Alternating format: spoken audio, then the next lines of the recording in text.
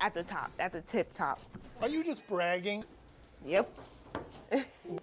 Nicht so weit hinterher, das sieht man auch am Gesamtgold. 4000 Gold ist ein bisschen was, ne, in 24 Minuten auf jeden Fall angenehm für Fnatic, aber es wird nicht reichen. Also sie sollten gucken, dass sie hier in den nächsten 7 Minuten auf jeden Fall noch mehr kriegen. Ja, die müssen die Gegenstände ausgleichen. Also gerade Reckless wird halt ein Riesenproblem werden, weil er bald Infinity Edge fertig ist. Ja. Und ihr müsst ja daran denken, das ist ja kein True Damage mehr oder so, sondern deine Crits sind einfach schlichtweg. I like the fact that Nemesis could be in some trouble right now. Goes into the Frozen Tomb, Humanoid and Chachi on the chase here, Norscaron on the flank as well. Xerxes jumps into the backline, Norscaron flashes forward, there's a hook as well, lands in. Cataclysm used, Xerxes so low, Whippo free to open up from the side of this fight. Humanoid, Reckless gets one already as Xerxes goes down, as well as Hillisang. There's a slicing mouse from Norscaron so low, Chachi just about getting away, it's all on Kobe. Open up with the big guns, Super Mega Death Rocket, Kobe can just sweep his way through the Fnatic front line. Brox is going to follow as well. Whippo trying to get away, but the zap with the chase. And Whippo does escape, but it shows if the AD carries alive on the back line, that is how you can win these team fights. And it's literally just like we talked about, Medic. You have to respect the team fight power of Splyce. The 2 items were done for Kobe. He still does damage, and his positioning was great in that team fight. Things actually looked really good initially for Fnatic. The way in which Splyce were all bunched up in this choke point, meaning Lissandra can get into the middle of all of them, and things look great. So, the first misstep here from Nemesis is he takes way too much damage from Nemesis, but a Humanoid rather, before the rest of his team can show up. Look at the positioning of Sivir on the mini-map as well. Not even involved in the fight. Now Reckless joins. Now Whippo is hit. A lot of ultimates haven't been used yet, okay? So Xerxes and Hillisang first drop. And then you think at this point, ooh, Reckless can clean up the fight, but Norscaron gets a really clutch hook just before he goes into Zhonya's, allowing Kobe to get at least 3 autos off before Reckless can do anything. So he gets chunked out, he's forced to retreat, and then Kobe, uncontested on the backline, can just clean up the fight, and now he's on the run. On the hunt used here as they chase onto Chachi. No flash on the cannon.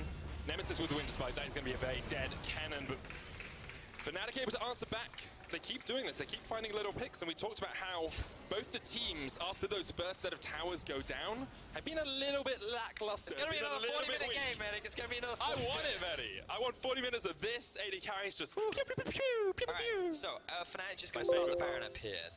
Vizichachi's dead, he doesn't have teleport. They can force the numbers back. Ooh, and Xerxes and Humanoid have just gone back to base. Here we go. This isn't the fastest, but Reckless with 3 items. They're feeling really good about this. Whippo is even trying to zone them away. Norscaron and Kobe on their way, though. Whippo off towards the backside of this fight. The ward goes in. They know it's down to about 4,000 HP. The Baron's still there. Whippo That misses Xerxes. Xerxes can jump in, though. Not going to do it yet. 3,000 HP. Box is still on it. Fnatic going to turn. Whippo jumps onto Kobe. Just kill the AD carry. That's all you need to do. And they get Humanoid to follow up as well. Great flank from Fnatic. Exactly that, Medic. Whippo finds the carry and eliminates him immediately. Jace going full assassin mode there onto a Kobe that had no summoner spells. They find the kill, and why it will not result in a Baron though. So Fnatic, they just grab a couple of kills. Can't quite convert it into any objectives though. Let's have a quick check on the state of the game as we get towards that 27-minute mark. Had a lot of fighting in the last couple of minutes. There's still only a 4,000 gold lead for Fnatic. Only about 10% of their total gold. 3 items on the AD carry though. Infinity Edge, Essence Reaver, and the Rapid Fire Cannon. You've got a big mid laner as well in the form of Nemesis. Whippo here, perfect positioning. Yes, exactly that. And he's utilizing the control wards that they have littered in the enemy jungle, and then he just sneaks in from behind. He knows Fnatic is in the front, and he sees Kobe. Norscaron can't provide the peel. Instant kill there from the side of Fnatic, and they even take out Humanoid as well, who didn't have flash, but he did end up using the cleanse as well. But again, though, they don't convert that into any objectives. In an ideal world, they would have gone back towards the Baron and secured it, but with Xerxes still alive, they didn't want to take the risk. So they're going to reset. Yeah. They're going to look for a Cloud Drake right now. They are building up to a 5 Elder Drake win condition as well, though, True. With the next one spawning. Have got all 4 of them so far in this game. In a very strong spot if you are a Fnatic fan. Splyce, though, they've been in this position before and been able to fight back. You have 3 items now completed on Kobe. What does Xerxes say? 35 minutes, no team can beat them? No team wins after 35 minutes against Splyce. They're just like, you have to get to 35 minutes and then they win. And it was, he said only G2 and Schalke had a 50% chance of winning, right? So, I had a quick look at the gold. If our observers would be so kind to swap over for us, you'll notice that Reckless has quite a healthy gold yeah, advantage just a slight one. over his lane opponent. And then He's I also realized got 60 CS. 341 farm. This is what we call the Uzi effect, right? Where you just funnel and channel farm. And we are going very old school Fnatic. Humanoid is in trouble right now. Caught out, doesn't have the cleanse as he used it last time. There's the Frozen Tomb, the chase is on.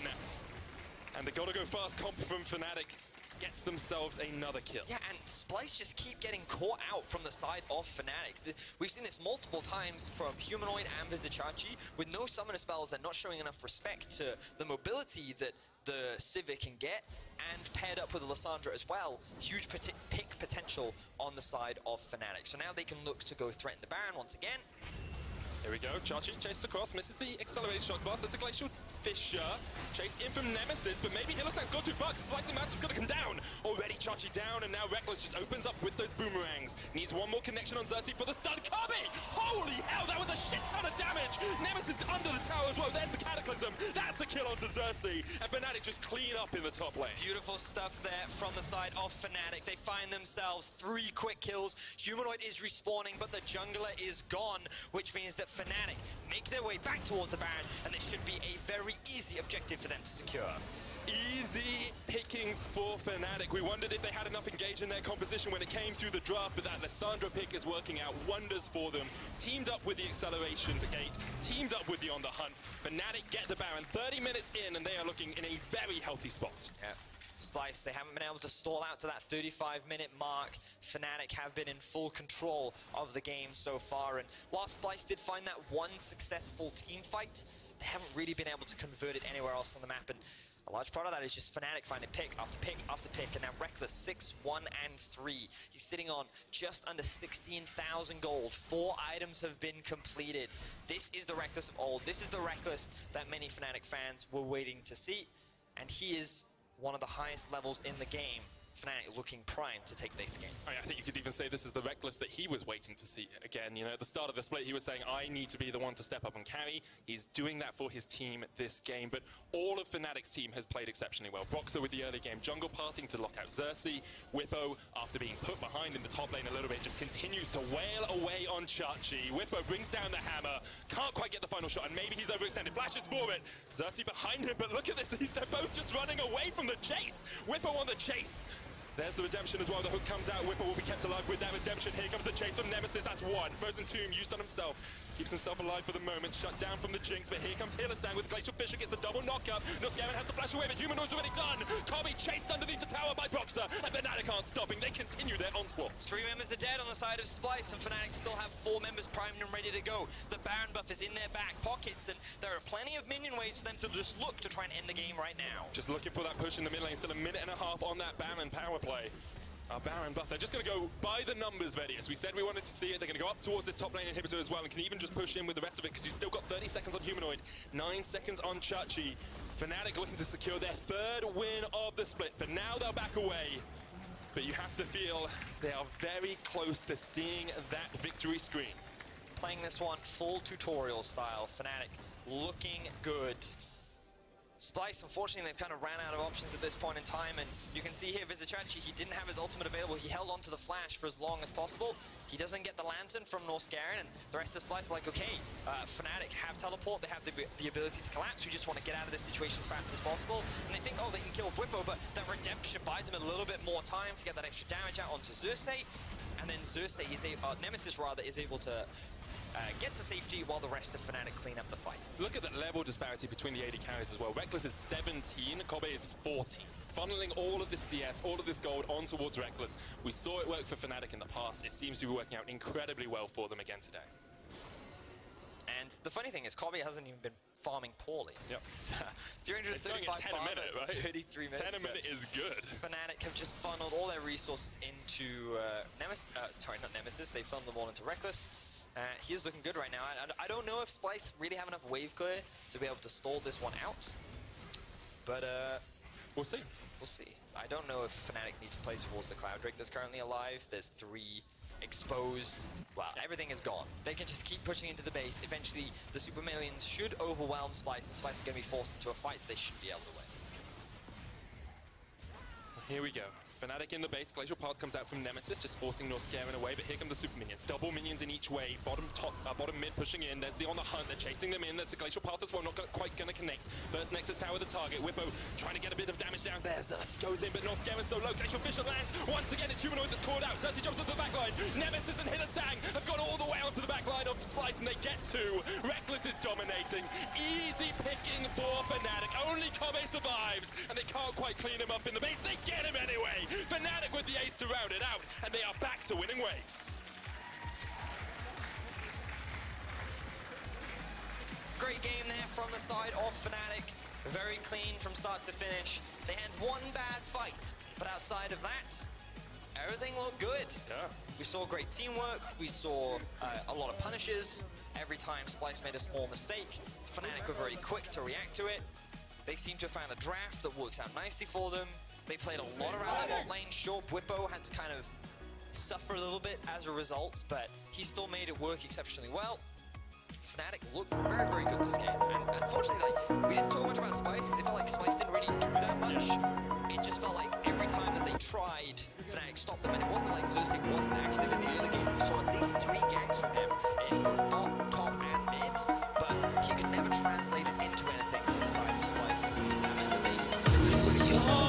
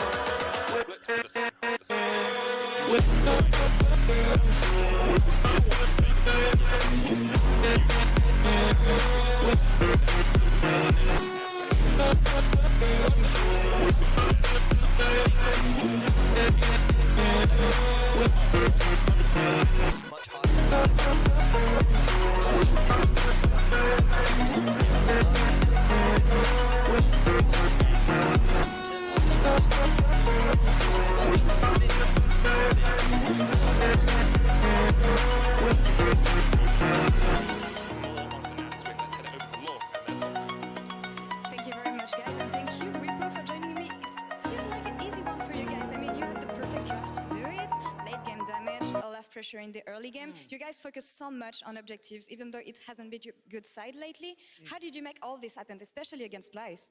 Honestly, I feel like all of us felt like the past few weeks weren't a good representation of how good we actually are. So we just went back to the basics, tried to think of, okay, what worked for us last year? And one of the biggest issues we had is that we ended up drafting lanes that all needed jungle on stage.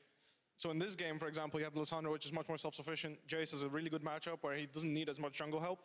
And then we can focus on the bot lane. So I mean, investing 2 teleports at level 3 was maybe a bit much, but I think you got the idea of where we wanted to go there. I mean, we rarely see you this year on carry champions, and I was really happy to see you on Jades instead of tanks as all time. Can we expect more carry champions for you guys?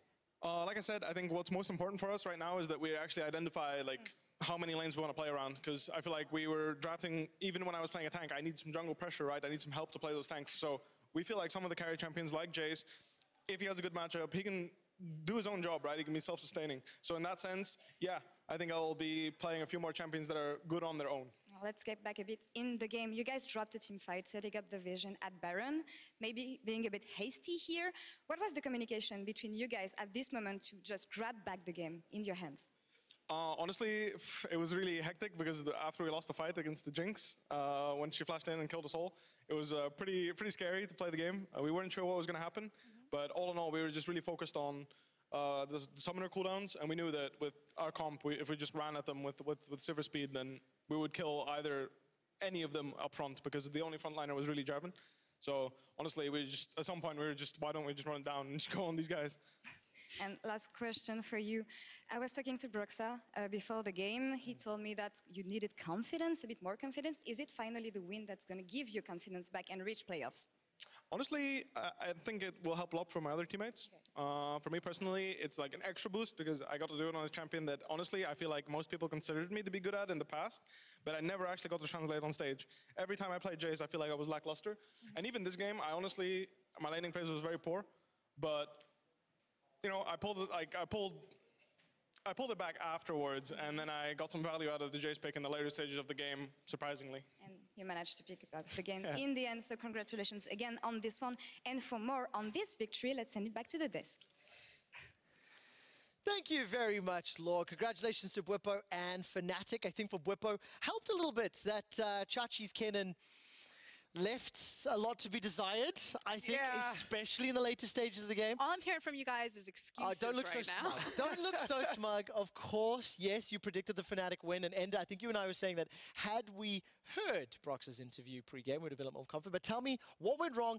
Let's start with the draft. 9.3, we saw things that you were not super in love with from Fnatic, you know, with the Jace and the Sivir early on. Talk me through what you liked and disliked. Yeah, so Fnatic, right off the bat, I think the thing that surprised me here on the desk was the fact that they actually weren't going for the narrative we were sort of building up, which was play for this late game, this very strong team fight later on. Instead, they had a lot of tools with the Sivir, the Olaf, the Lissandra that wanted to accelerate and have a super explosive mid-game with fighting around Baron buff, where you can sort of just run people down that are just slightly out of position. And we saw that Splyce did miss position, and Fnatic absolutely did punish. See, for me, there were so many points in this draft where I'm watching it. Like, normally when you watch a Fnatic draft, you're like, ooh, and it just, like, it progressively gets worse. But this one, you're like, nice, wow. First and foremost, the Braum priority pick. So when you have a Braum priority pick versus something like a Kennen, which Kennen is so S tier right now that the teams are considering, Braum dissuades Ezreal. It's harder to pick an Ezreal into a Braum, and so already you're starting to pinch that 80 carry pool a little bit more. Then you have the blind pick of the Kennen, which opens up for the counter pick draft. Exactly. Bwipo said the lane phase didn't quite work for him, but I'm like, okay, you dissuade Ezreal, you get a comfort pick for Reckless on Sivir, you counter pick your top laner, and then he hovered Zac, but he locked in Olaf. I was like, even if it's into a Jarvan, I don't care. Playmaking jungler. Well done, Fnatic. And it managed to work out. Fnatic absolutely got ahead, I think, the very first blood where Reckless and Healy were able to outplay the Xerxes gank. Definitely made me a little uncomfortable. I think I threw my prediction out the window immediately after that. Ender was holding some faith until a team fight later. We've got 2 replays to look at. Let's pull the first one up. This was, of course, Fnatic and Splyce dancing around the tri-bush just before Baron, and there were some strong feelings around on my side, especially Chachi's like re-engage later, and Reckless maybe not stepping too far forward. Yeah, and right off the bat, it looks like Splyce have a good position, and then once you get them trapped in this corridor, I'm like, yes, let's go, Chachi, put down the Maelstrom, let's go for a team fight, but then they kite back, and it looks like it's going poorly up until the re-engage. Yeah, and Vedius, mentioned this on cast. The fact that Chachi didn't have his flash available meant that the Kennen couldn't follow up into the backline, but we do get those great, big, explosive, get excited Jinx rockets that come over over there because it was also the Jarvan ultimate that zoned out Reckless. He couldn't turn that corner because he had this massive terrain corner in front of him. So while everyone was grouped up, Kobbe got to make use of it, but Sivir didn't. Yeah, and of course, the next replay that we have, Frost, you're going to love this one. Yeah, I am. Because it is Splyce getting bullied by a creative pick. This is not a playbook Baron, and Bwipo catches Splyce by surprise. And that's the thing. Splyce, like, we know that they're doing Baron. We've got our jungler in position. We can contest this. Surprise! Like, here comes Bwipo around the corner. Beautifully executed because he had the control vision to get in. And just a great creative play from Fnatic to mix up a very standard Baron play. Yeah, and at this point, I was still like, man, you know, Splyce, maybe they have a chance. They denied the Baron, but it just was plays like this over and over again where they kept finding picks onto individual members of Splyce that resulted in this substantial gold lead at the end. And the thing is while I'm very high on mine and Fnatic, you can see it in the graph, the gold difference over time. This is how, like, fans should be ramping on the team. Like, yes, 9.3, it came just in time. You cannot script this shit better right now for Fnatic to make a playoff run. That said, this was against Splyce. This is against a team who stylistically was going to give this to Fnatic. Globally, we've still seen a lot of the LCK and the LPL playing very fast, very early, aggressive compositions. So I don't know if this is going to be a trend for Fnatic, that they're just going to ramp up really hard here or run into an early game comp and fall over. Thing is, we talked about it in the pregame. If you guys didn't catch it, go take a look at how Fnatic have to play the rest of the split to actually make playoffs. And this was one of the must-win games. I personally was a little disappointed. I think I've seen Splyce play cleaner, more controlled. I think I've seen them make less mistakes. And Ender, you and I were lamenting some of the ganks he was putting down, some of the decision-making for Chachi. I think he used 4 or 5 slicing maelstroms defensively to save his own life. And if you're using that on your, like, primary backline assassin type of mage, it's not going well for the team. Yeah, and don't get me wrong, like, the matchup into Jace as Kennen is certainly a hard one, but it was just Chachi being too far forward, mispositioning consistently, that meant that he didn't have his ultimate or he didn't have his flash, and that means Splyce doesn't have a team fight, and they need that ult to be successful. Of course, this does mean that Reckless manages to bounce back or ricochet himself back to a win, obviously, with Sivir. 916 plus 24 CSD, which is phenomenal. And I really liked his build. We were talking quite a lot about it, some of the changes. He went Estus Reaver into Rapid Fire Cannon. What do you make of his Sivir game? The thing is he had double longsword into Zerk, so it was all about pushing the early game towers. You had what? Ender, you pointed out the 4 control wards on the bottom side of the map. 4 wards in just the river to help him push. And I think holistically, Bwipo said it. You know, it was pretty obvious that at the early level 3, when you had double teleport coming down, that it was going to be all about Reckless. He's on a signature champion. Everything was set up for him, and he finally, you know, put the money where the mouth was. He showed up and did what he needed to do. And you know that the game is going well for Fnatic when a Sivir has 3 turret plates at the 10-minute mark. Yep. That should never happen, but Fnatic set Reckless up absolutely to succeed. Okay, so we're very happy with Fnatic. I think we've covered their win extensively. I'm a little more bummed on Splyce now. They're losing a little bit more. I was more excited about the team at the beginning of the year. Frost, we sort of coined that phrase with your perspective of them being the gatekeepers. This team that maybe was 6th place for a long time and now is challenging above. Are they still the gatekeepers after the first round run was completed? They're 5 wins and 4 losses. I mean, frankly, in the standings right now, yes, because they're guarding the top 4. That said, again, I think that there are plenty of members that you can turn toward to be that X factor to take Splyce to the next stage. I personally think it's on Xerxes. We saw him attempt very early ganks this time around. Reckless managed to outplay it. Norscaron maybe a little bit off the timings there, but I like the idea, and I still see a lot of good things from Splyce. They are trying to play the early game. This is not just a late game team. No, definitely not. They will be playing Fnatic again in week 9 of the split. We'll see whether or not Fnatic can climb their way up into the playoffs and maybe take that spot from Splyce. Key player of the game. Shocker. No surprise, it is Reckless. He picked up 49% of the votes. The rest obviously split between Nemesis as well as Bwipo. So congratulations to Reckless. Congratulations to Fnatic. They finished the first round robin, 3 wins, 6 losses. Coming up next, XL Esports Rookie Mid Laner Special makes his LEC debut against NukeDuck and Origin. Don't go anywhere.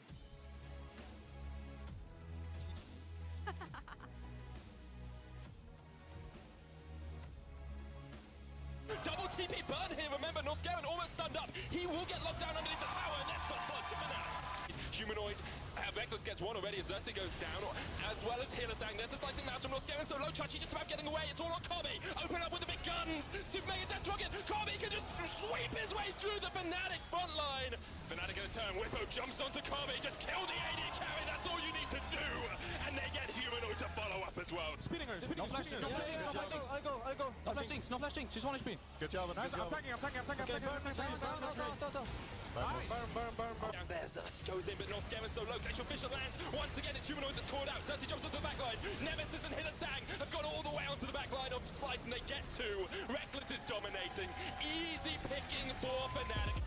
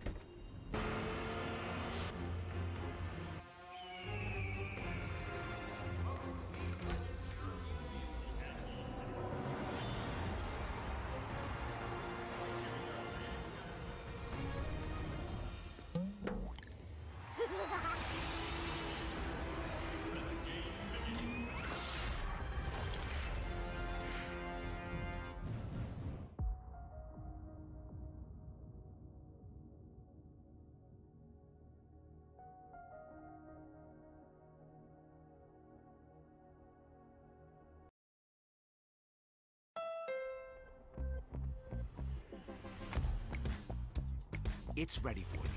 The new Honda Civic Sport is fast-moving, engine roaring, wheels racing fun. Always. Always fun. Racing wheels, roaring engine, moving fast. The new Honda Civic Sport. It's ready for you.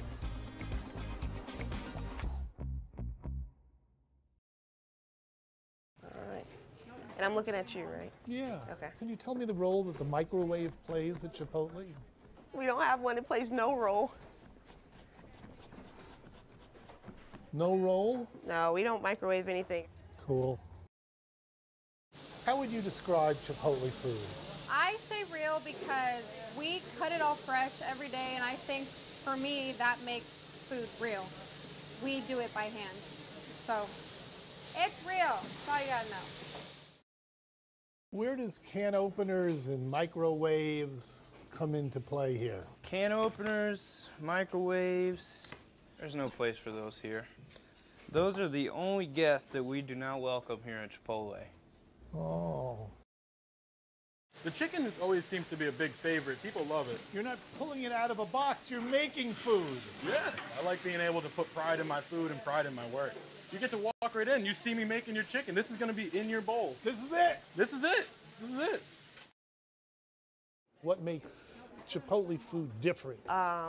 We're held at a high standard. Like everything that we do is like at the top, at the tip top. Are you just bragging? Yep.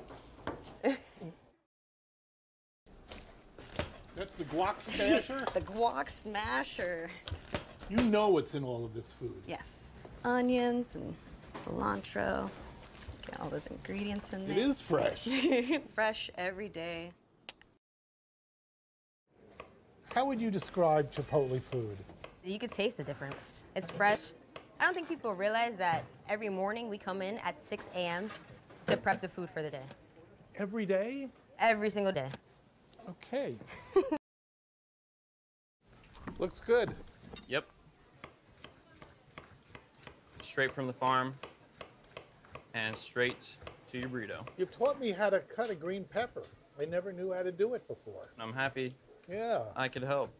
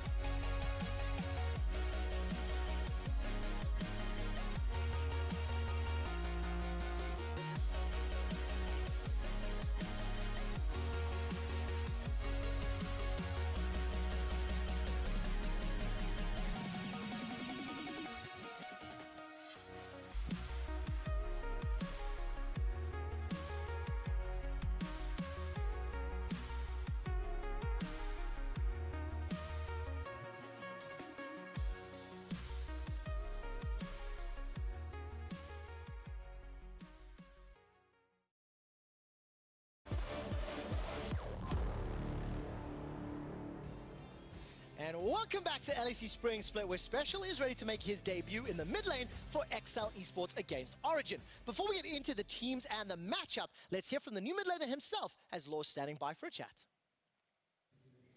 Thank you very much, guys, and thank you, Special, for joining me. And I mean, congratulations on joining the LEC. How did you react when the management told you you would be playing this week? I was obviously very excited, and I was like already looking forward to this day. And I've been working hard like the past 2 years to get here, and now I hope that I can show on stage today what we're made of as a team and also as an individual. And so far, you've been watching the league from afar. What do you think XL had issues on? I think the issues we had was mostly consistency, because we have been struggling a lot in team already from the start in laning phase and going through the early minutes in the game. And I hope with me coming into the team we changed that. This week of scrims has been going pretty well, I think a lot better than before, so I'm very hopeful. So you're talking about consistency. We know XL mentioned it on social media. What do you think you can bring to the team, in-game per se? I think in-game I'm a pretty stable laner. Like, I won't lose a lot of trades, I won't lose a lot of CS, and most of the time it goes in my favor. So I think I can be like a pillar for the team, and I hope to be that. That's interesting to know, especially when you'll be facing the Duck later. How do you expect it to go against him? The last time I played against him was in scrims last split when I was with Misfits, and back then we had pretty good results, and I know how he plays. Whenever I face him in solo queue, I'm pretty confident that I will have a good shot at least in laning phase, and after that we will see just how it goes. And knowing the opponent already is helpful. Thank you for joining me ahead of the game, and I wish you good luck on this one. And back to you guys at the studio. Thank you very much, Law, and welcome to the LEC Special. A little bit of confidence, started off very soft-spoken, but built up. Now, of course, we're just minutes away from XL Esports taking on Origin. So as draft is just about ready, I want to turn to each of you and say, what are the win conditions for each specific team? Froskuren, I'm going to give you XL Esports. Talk me through how they win the game today against Origin. Surprise, surprise, it's the same old song and dance, and it's all about Cajal. Now, what is concerning here is that a lot of the aggressive, carry-oriented junglers, the likes of the Xin Zhao, have started to disappear from this meta, especially as we move on to 9.3, and I'm curious if that's going to defang Cajal a little bit and have some hurdles, even though they are making adjustments in the mid lane.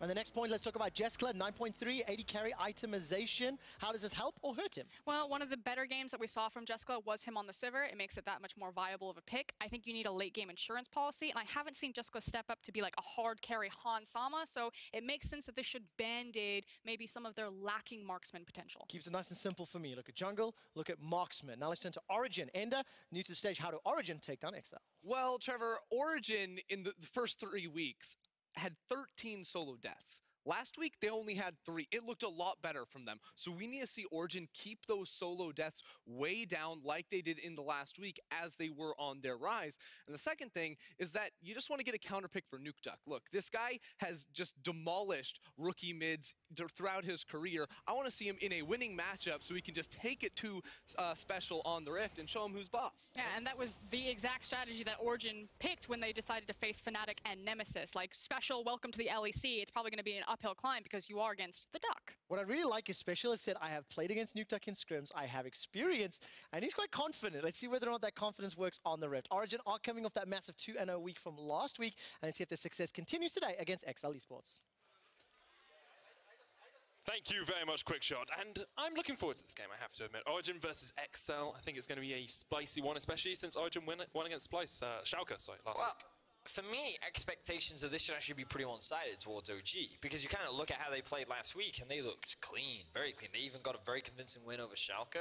Now, sure, there are question marks like, was Schalke really playing at their best? That's very debatable. Remember to buy a refillable potion at the start of the game. Right? But at the same time, you can't take anything away from the fact that Origin got themselves an early lead. They played very well with their early lead, and they won a very convincing game. And XL, we've heard it a lot from the players. Inconsistency has been one of the big issues, and bringing in a rookie player in Special going up against one of the veterans of the league in Nukeduck. This guy has one of the most played games in the entirety of European history. Like, we heard it from the analysts, this guy loves to school on rookies. So we'll see what Origin does. I hope to see XL try and get themselves a counter pick, save Special's pick for last to make sure that he has a comfortable laning phase going up against Nukeduck. But they're on the red side, so they can get that counter pick pretty easily. Karthus banned away from Origin on the blue, Yasuo from XL. And we have seen, you know, a couple of Karthus bans already today. Seems like he's still a very strong jungler. Wasn't touched in 9.3. And there's the Sylas ban as well, once again on the blue side. Looks like teams recognizing that with an extra week of scrims, Sylas is becoming more and more relevant and scary, and they want to take it off the board. Fascinating that it is being banned on the blue side. To me, it means that things are higher in priority, but you can't afford to give him away alongside some of the other champions available. So still things left available. Lucian and Ezreal, two of the big picks, with Draven being banned out. Ooh, with the Lucian ban away, I wonder if XL are forced to ban the Cassio here, given that you kind of limited your options. Even after the nerfs, many pro players consider Cassio to still be very relevant in both bot and the mid lane as well. But Ezreal's still up. Urgot is another champion that's still up and available. Couple of still strong picks, Sejuani, depending on how strong you consider that as well. Lissandra is something we saw some high value on earlier in the day. It's going to be the Jace ban as the final roundup there from XL, so that S-tier top laner removed from the pool. And straight away, Origin will go towards the Urgot. No real surprise there. He was not touched on the previous patch, so they'll continue to prioritize him. I think Kennen is a great pick into him. We've seen it picked multiple times. Ryze is also a perfectly fine matchup and something that many teams will still consider. We have seen Expect bring out the Rumble a couple of times. I mean, it's probably a fine matchup, but I don't think you need to put high priority on it. Instead, with Ezreal still being the primary AD carry left open, no surprise that Jessica goes for it, but I feel like Origin had this plan in mind. So we'll see what they decide to go for to try and answer. Kalista is something that Patrick has been playing a lot of recently. And a very strong AD carry in his hands as well. 12, 1, and 10 across his 2 games on that champion. I do like the Braum pick here from XL. Take it away from Mithy, because Braum, of course, very good into the Ezreal, can block his entire ultimate with just that unbreakable shield. And Origin have a little bit of time to think about what they're going for. It looks like it's going to be the Thresh for Mithy down towards the bottom lane and team it up with a Sivir. So I know that Sivir is considered a pretty solid pick into Ezreal. She scales extremely well. She can spell shield a lot of his damage. However, going up against a Braum, I feel like that makes her ability to push that much harder because, as you already mentioned, his Unbreakable Will can block a lot of the things that she tries to output. So I'm a little bit surprised. I do think they'll lose a little bit of push pressure. But immediately, wow. First game of the LEC stage, playing into Nukeduck, and he picks up the LeBlanc. Yes, it is a final pick. It's a counter pick a possibility because you can ban away anything that's strong into it, but that is a very ballsy move there from Special. Now, I wonder if they look to ban away the Malzahar as well. It's something that Nukeduck has already played this split, and is a pretty solid pick into the LeBlanc. But you're then going very much towards scaling, and arguably you lose some of the damage on the side of Origin. Thinking about potential others, Syndra is a maybe going into the LeBlanc. She can play pretty well because she can interrupt the dash with her stun, and she does have decent burst to try and mitigate that. Would you ever play something like Cassiopeia into the LeBlanc? Potentially, yeah. Cassio's another one. She does fine because, I mean, if you watch Chovy play the LeBlanc into Cassio matchup, then maybe you'd say that it's LeBlanc favored, but typically, Cassio should have an advantage in that matchup. I think you watch Chovy play a Thresh into Zoe matchup, and somehow it would become Thresh favored. So there's the right. Actually, now that you mentioned Zoe, that's another champion that you've got to take into consideration as well. We already said it at the earlier in the last game. She's been rising a lot in popularity over in the LCK. So yeah, surprised we haven't seen more of it recently. That is the Lee Sin pick in for Kadriel in the jungle. Gives himself a power pick. Early jungler. Haven't seen him on it yet. And something you mentioned in the first pick ban as a strong top laner, we actually saw banned out, is the Yorick. Always a possibility here for XL if they want to. Very, very true, Yorick. Really strong split pusher. Can be pretty obnoxious in lane. I'll be honest, I've never seen an Urgot versus Yorick lane matchup, so I can't say I'm super familiar with how it plays out. I've not seen it either, Vedius. Okay, we will learn together. We will learn together. But I've got a couple ideas. In the event that it's picked, we'll talk about it then. Right now, it's the final pick. Counter pick for Nukeduck. What does he go for? We've already ran through a list of champions he could go for. What does he want to do? Does he want to be a carry? Does he just want to mitigate the LeBlanc? Corki is an option, and we'll get locked in. So we're going carry. All right, I quite like this. Now, with the reintroduction of Infinity Edge into the meta. Oh, you called it, Medic. Oh. The prediction god, the Yorick coming out into the Urgot. Looks like XL came in with a clear draft plan. Looks like they got pretty much everything that they wanted. With the Draven ban, they forced the Lucian ban, meaning they could prioritize the Ezreal. They knew Origin would go for a very early Urgot, and they already had the Yorick counter pick prepared. And then by going for an early LeBlanc, I would not say that Corki counters LeBlanc, but he mitigates her pressure that she provides in the laning phase. So I think the way in which XL have drafted is very much towards what they've planned. I think they're pretty happy with what they have gotten. Yeah. The question is, can they now execute it? Because one of their big issues is that during the laning phase, they often fall behind, and then when they try to make plays in the mid game, they're often at too much of a deficit. So your eyes turn towards Cadril to help the laners through what could be a rough laning phase, and on the Lee Sin champion, he has the ability to do it. The question is, will he be able to pull it off against the likes of Origin, who have been on the rise over the last few weeks, and they have a lot of safe laners. Corki, Sivir, very difficult laners to gank, and then Urgot, he's very obnoxious, but pretty low in mobility, so maybe you can set up some plays with the Yorick on the top side of it. Yeah, put him in that little box of zombies, the Dark Procession that you get from the Yorick and the W. You can't really get out of that if you are the Urgot without using your flash, so I do expect, as you say, to see Cadril up towards that top side quite often. The question will be, how can Cold mitigate that Lee Sin? It's the first time we've seen Cadril play Lee Sin this split, but he has had a propensity towards those more aggressive jungles. Now, this is the first time that we're seeing Yorick in the LEC, but it has been played over in North America. Yep. It's also been played over in the LCK. Yep. I believe this is the first time that we're seeing it into, actually over in North America, I think they played into the Urgot. So really excited to talk about this matchup. We are going to be jumping onto the Rift, ladies and gentlemen, Origin versus XL. So let's dive straight into it. Yorick, have you learned the ability names? I've looked them up. Ah, you cheater. I know, I looked them up before the cast. Okay. So that's fine. I have looked them up again. All right, look me in the eyes and tell me them. Okay, what, do you want passive? Yeah, passive first. Okay, you're looking at the screen! I don't know. They can't see that, Venius. Shepherd of Souls. The Q is the last right, but then it also has a second proc called Awakening. Ooh, good W is Dark Procession. The E is the Morning Mist, and that's the one that sometimes makes things scream a little bit. And then the alt is the Eulogy of the Isles, which summons the Maiden of the Mist. Nice, excellent. Right. I'll give you 4 points out of 10 because I saw you glance at the screen multiple times. You 4 points out of 10, you say? 4. Full points. That's very kind. So the thing about Yorick is early laning phase, he's pretty weak because a lot of his damage comes from the ghouls that he spawns, and they scale with level, which means that the more levels that he has, the more items that he completes, the stronger his trading becomes. Now, he's a menace in the mid to late game, because not only does he have a heal on his Q, but typically you'll see a lot of Yoricks max the W second, the little, you just told me the name of it. Dark Procession. The Dark Procession, because it actually has 4 health bars at max rank, which makes it really difficult to get out of. And so, once you've gotten those two abilities together, once he's hit that level 13 point, he's really obnoxious, he's really difficult to trade with, and you're surprisingly quick, because when you land your E, you have a surprising amount of movement speed, and you have a lot of crowd control in your kit as well, so you can just stick to targets and chase them down and outduel them as well. So he's really built for skirmishing and fighting and trading, and I think that's one of the cool things about him into the Urgot matchup, who just likes to harass you and bully you and force you out of lane. I'm actually really interested to see the Purge interaction with that Dark Procession as well. When Alfari pops that W, will it just clear out the walls incredibly quickly because it's auto-attack based? We will watch for that, because that could be a way that Alfari can counterplay this matchup. We've talked a little bit about the top lane as we started off, and you mentioned mid lane in terms of the Corki being relatively safe into the Blanc as well.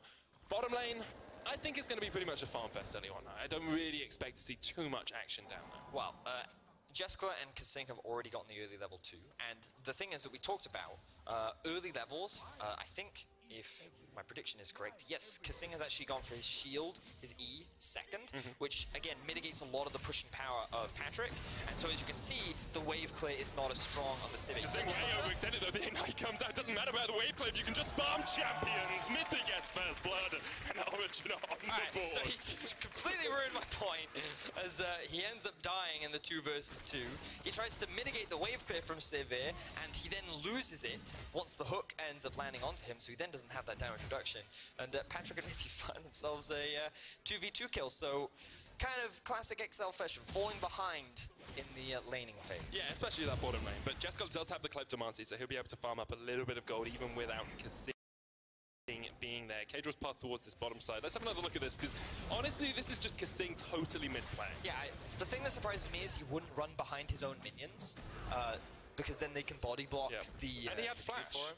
He also had flash. When you see that hook coming in, you should be flashing away. And his E literally just ran out, and so Sivir got the max damage on her Q. So, yep, big misplay. Big oopsie means 800 gold lead right now, or 1,000 gold lead rather for Origin. So yeah, great stuff. Sizable sum. Top lane looks to be like Expect just has a little bit of a push priority in this lane. Puts down those Graves and then the ghouls come out after 3 of them, assuming you use your empowered Q. Nukeduck trading in with Special here. Very brave of Special, I have to say, to pick the LeBlanc into Nukeduck when Nukeduck has so much more experience than Special does on the LEC stage. Yes. The thing about LeBlanc, though, is you can see that XL have drafted very much a 1-3-1 comp with the split pusher and the Yorick and the ability for LeBlanc to move off to a side lane. This lane gets really hard when Nukeduck goes for a Hex Drinker. If the lane is going fine and he doesn't feel that Special is playing aggressively enough, he might just forego it and instead prioritize the Trinity Force and then translate that into an Infinity Edge. However, if he respects the amount of aggression that Special is outputting, then he will go for an early Hex Drinker, and at that point, Special pretty much loses all burst that he'll have available to him. And we do see both junglers entering the mid lane. Cole just showing up to assist. Oh, Patrick has to use the heal in the bottom lane as well as Jesco went aggressive.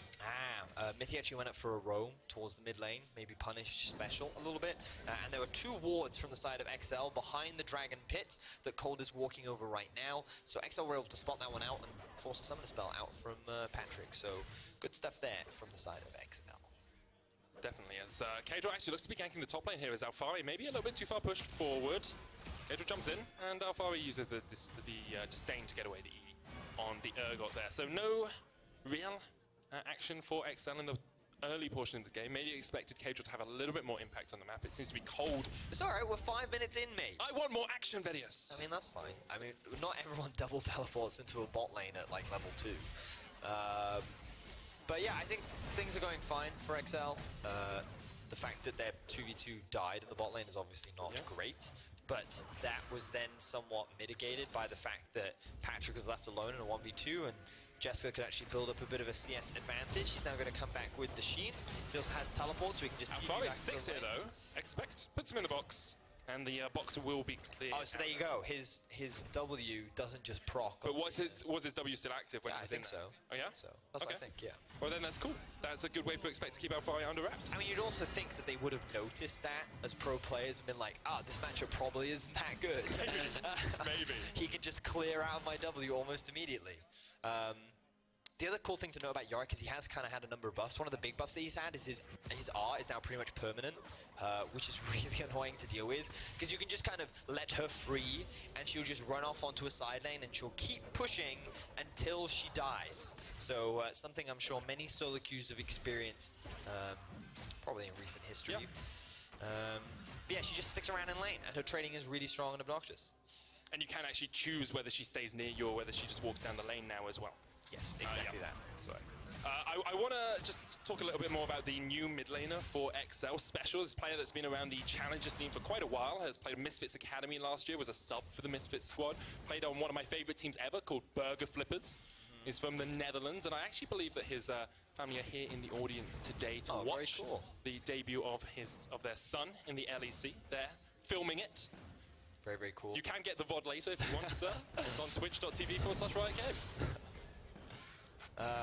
So, yes, a very special day for Special. Haha, I see what I did there. And great stuff, Eddie. Thanks, Medic. And so far in lane, he's doing fine. But as we can see, the respect being shown from Nukeduck, the Hex Drinker coming in very, very early, means that now Special will lose a lot of kill pressure in this mid lane.